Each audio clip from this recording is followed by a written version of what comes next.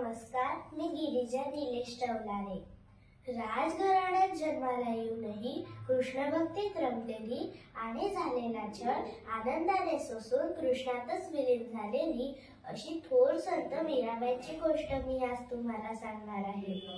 मीराबाई मेवाड राजस्थान येथील संत होत्या। बालपणापासूनच त्या कृष्णभक्त होत्या। एके दिवशी मीराबाई लहान असताना त्यांच्या घरासमोरून लग्नाची वरात जात होती। ती बघून मीराबाई आईला म्हणाल्या, आई आई माझा वर कोण असणार ग? म्हणजे माझे लग्न कोणासोबत होणार ग आई?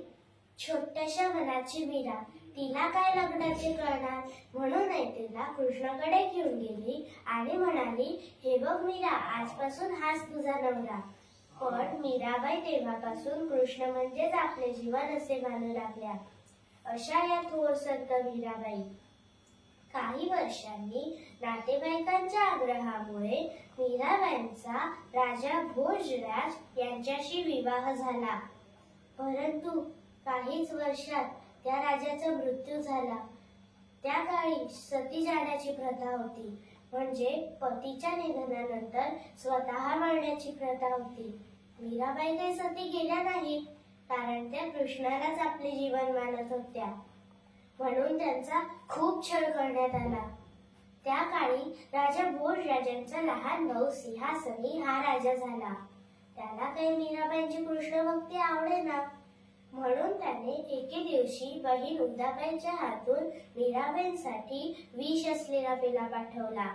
मीराबाई नेहमीप्रमाणे कृष्णाच्या मूर्तीसमोर पूजा करत बसल्या होत्या। त्या पेल्यात जे होते त्याचा त्यांनी कृष्णाला नैवेद्य दाखवला। मंडळी, असे म्हणतात, भाव असतो तिथे तो धावत येतो। तसेच झाले। पेल्यातले विष कृष्णाने स्वतः पिले आणि नंतर मीराबाईंनी त्यातले दूध पिले, परंतु त्यांना काहीच झाले नाही। पण आश्चर्य ते काय, अगदी थोड्याच वेळात कृष्णाची मूर्ती हिरवी निळी झाली, कारण त्याने विष प्यायले होते। किती त्या भगवंताची कृपा, किती तो भगवंत आपल्या भक्तासाठी धावत येतो। मीराबाईंना खरे काय ते समजले। त्या रडू लागल्या। रडत रडत म्हणाल्या, हे कन्हैया, मला तुझे हे रूप बघवत नाही रे, ते विष काढून टाक।